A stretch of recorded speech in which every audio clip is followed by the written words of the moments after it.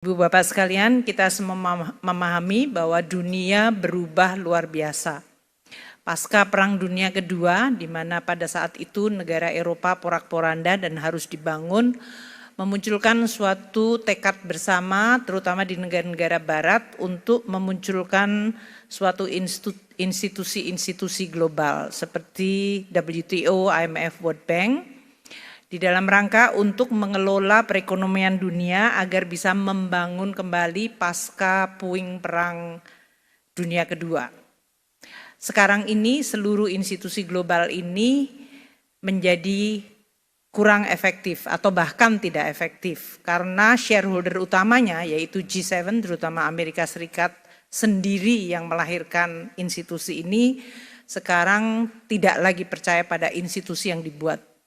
Sehingga memunculkan suatu sistem yang sifatnya unilateral. Ini rule base yang selama dikenal sejak Perang Dunia Kedua sekarang menjadi tidak pasti.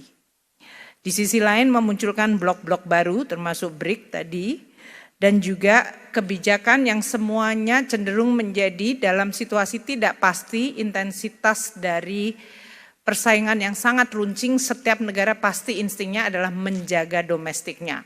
Maka banyak kebijakan ekonomi menjadi inward looking. My country first, American first, China first, Indonesia first, dan yang lain-lain. Karena ini memang pada saat external environment tidak bisa diandalkan, maka yang harus dilakukan adalah menjaga kepentingan nasional. Dan ini sudah disampaikan oleh Bapak Presiden, termasuk tadi di dalam pembukaannya penekanan ini bahkan sebelum Donald Trump menyampaikan Trump tarif atau Liberation Days tarif yang disampaikan minggu lalu.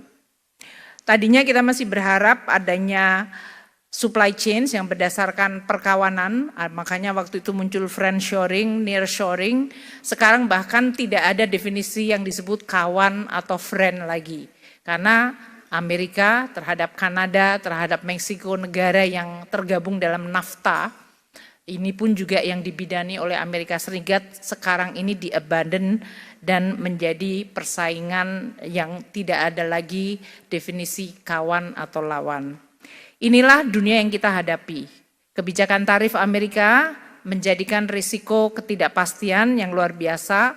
Kalau kita lihat timelinenya selama satu episode 1 Februari hingga April ini dalam 2 bulan telah mengubah lanskap perekonomian global.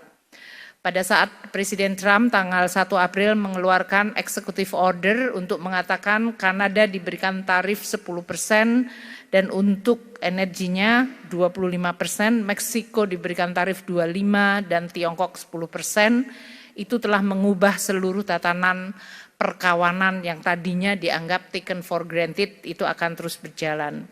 Sejalan dengan waktu muncul kemudian retaliasi atau respons dan ancaman tambahan untuk produk tertentu seperti baja dan aluminium. Kemudian muncul executive order yang baru tanggal 4 Maret persis sebulan yang lalu untuk menambah untuk Tiongkok 20% dan Kanada melakukan retaliasi. Timeline ini menggambarkan hanya dalam waktu 1 bulan. Dunia yang tadinya digovern dengan rule base sekarang tidak ada lagi kepastian. Ini yang menjadi salah satu yang perlu untuk kita perhatikan di dalam kita mengelola ekonomi. Tidak kita terus-menerus terkaget-kaget, namun pada saat yang sama kita tetap waspada. Tarif resiprokal yang disampaikan oleh Amerika terhadap 60 negara menggambarkan cara penghitungan tarif tersebut yang saya rasa semua ekonom yang sudah belajar ekonomi tidak bisa memahami. Jadi ini juga sudah tidak berlagu lagi ilmu ekonomi. Yang penting pokoknya tarif duluan. Karena tujuannya adalah menutup defisit. Tidak ada ilmu ekonominya di situ. Menutup defisit itu artinya saya tidak ingin tergantung atau beli kepada orang lain lebih banyak dari apa yang saya bisa jual kepada orang lain. Itu is purely transactional. Enggak ada landasan ilmu ekonominya. Jadi teman-teman ini ada ICI di sini, mohon maaf tidak berguna Pak ilmunya hari-hari ini.